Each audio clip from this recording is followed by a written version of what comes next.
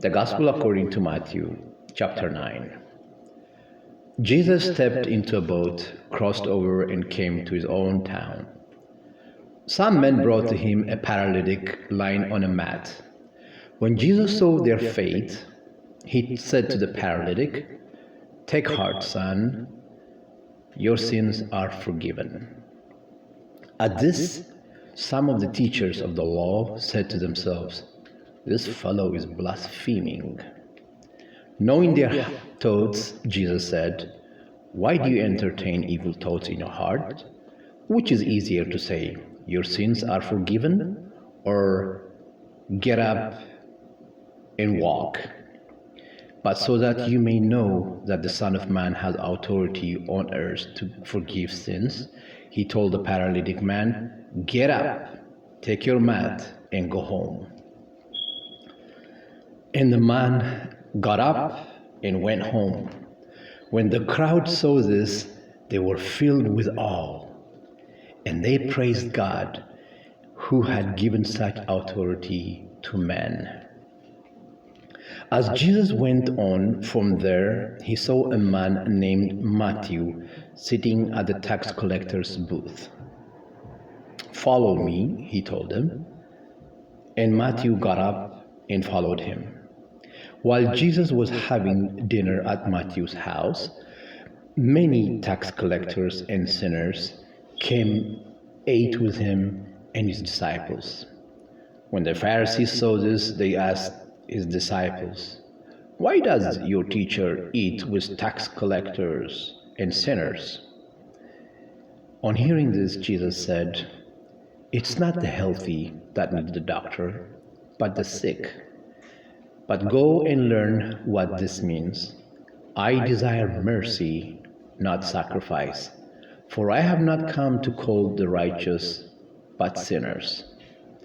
Then John's disciples came and asked Jesus, "How is it that we and the Pharisees fast, but your disciples do not fast?" Jesus answered, "How can the guests of the bridegroom mourn while the bridegroom is with them?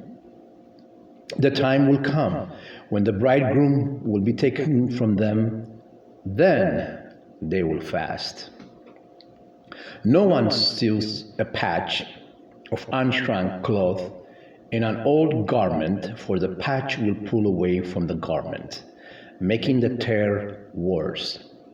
Neither do men pour new wine into old wineskins. If they do, the skins will burst, the wine will run out, and the wineskins will be ruined. No, they pour new wine into new wineskins, and both are preserved." While he was saying this, a ruler came and knelt before him and said, "My daughter has just died, but please come and lay your hands on her and she will live." Jesus got up and went with him, and so did his disciples. Just then, a woman who had been subject to bleeding for 12 years came behind him and touched the edge of his cloak. She said to herself, "If I only touch his cloak, I will be healed." Jesus turned and saw her. "Take heart, daughter. Your faith has made you well." And that woman was healed from that moment. When Jesus entered the ruler's house and saw the flute players and the noisy crowd, he said, "Go away. The girl is not dead, but sleeping." But they laughed at him. After the crowd had been put outside, he went in and took the girl by her hand, and she got up. News of this spread through all that region. As Jesus went on from there, 2 blind men followed him, calling out, "Have mercy on us, Son of David." When he had gone indoors, the blind men came to him, and he asked them, "What do you want me to do? Do you believe that I am able to do this?" "Yes, Lord," they replied. Then he touched their eyes and said, "According to your faith, will it be done for you?" And their eyes were restored. Jesus warned them sternly, "See that no one knows about this."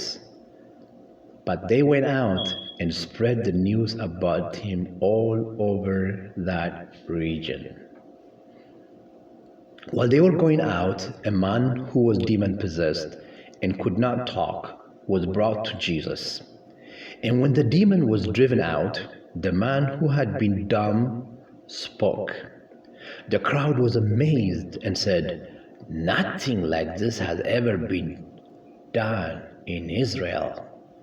But the Pharisees said, "It is by the prince of demons that he drives out demons." Jesus went through all the towns and villages, teaching in their synagogues, preaching the good news of the kingdom and healing every disease and sickness. When he saw the crowds, he had compassion on them because they were harassed and helpless like sheep without a shepherd.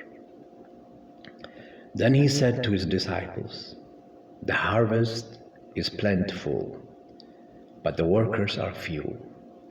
Ask the Lord of the harvest, therefore, to send out workers into his harvest field."